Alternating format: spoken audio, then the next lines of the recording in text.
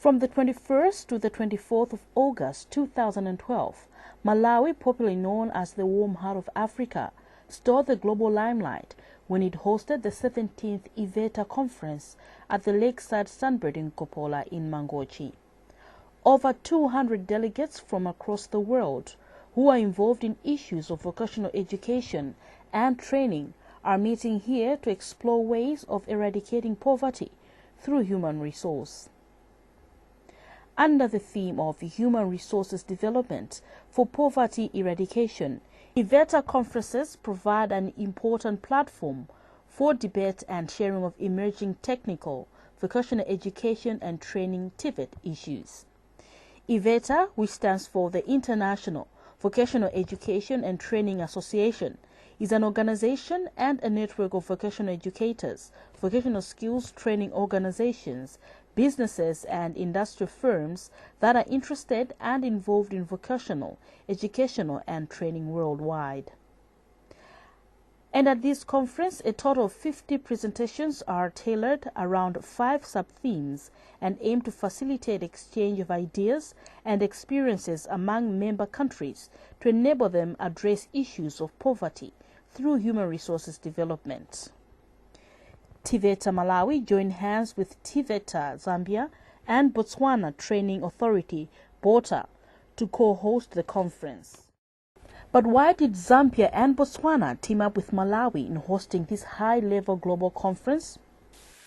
This IVETA 2012 conference is being co-hosted by Botswana Training Authority, BOTA, and the TVET authorities of Zambia and Malawi, all in the SADC region. Malawi being the host country, we feel greatly honored and would like to assure delegates that apart from the richness of the deliberations we are going to have, the warm heart of Africa has a lot to offer as regards places of interest. Honorable Minister, distinguished guests, ladies and gentlemen, this auspicious occasion has brought together experts from 17 countries within the IVETA regions to discuss issues that surround human resource development as an instrument for poverty eradication, as highlighted by the theme of the conference. The conference is highly attended by delegates from countries across the globe. Mr. Abel Modungwa, who is IVETA president, says the conference is one of the avenues IVETA uses for sharing information on technical and vocational education and training developments across the globe. This is a time to meet as the education and training sector and stakeholders or partners to share information and experience across the globe. We need to ensure that the educational system is structured in such a way that it will meet the criteria of access and equity, quality and relevance, as well as lifelong learning for all. Presiding over the opening ceremony is Malawi's Minister of Labour, Honorable Eunice Makangala.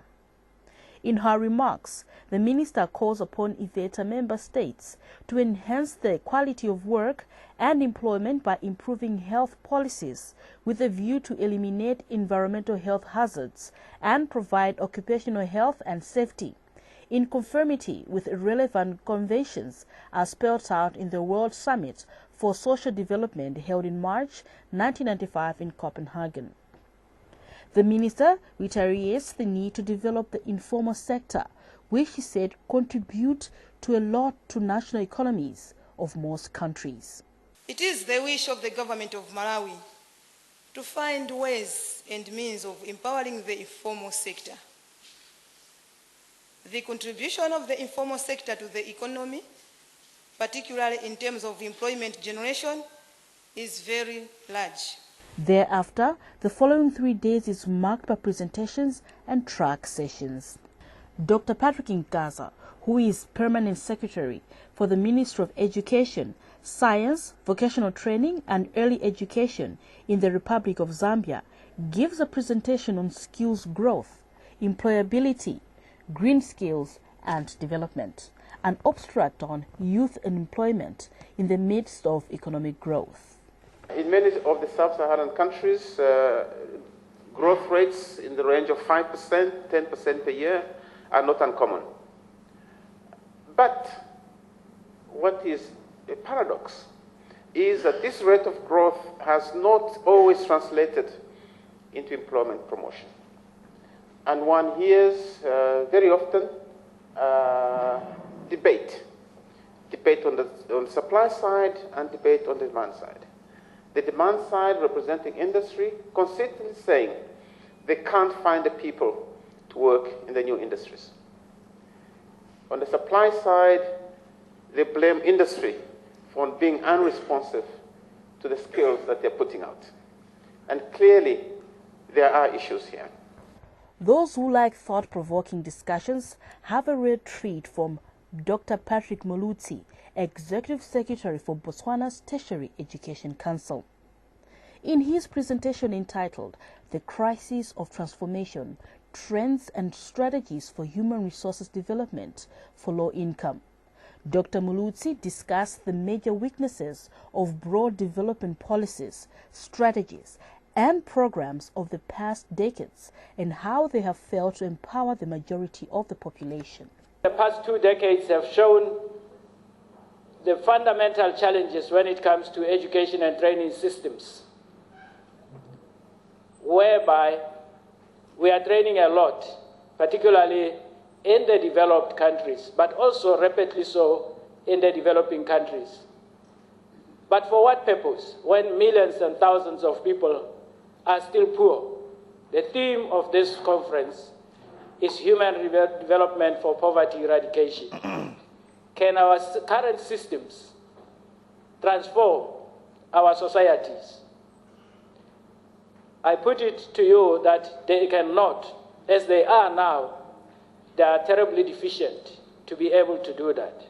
This is therefore what I call the crisis, that growth and training on the education on the one hand and low economic growth, unemployment and poverty are in fact interrelated.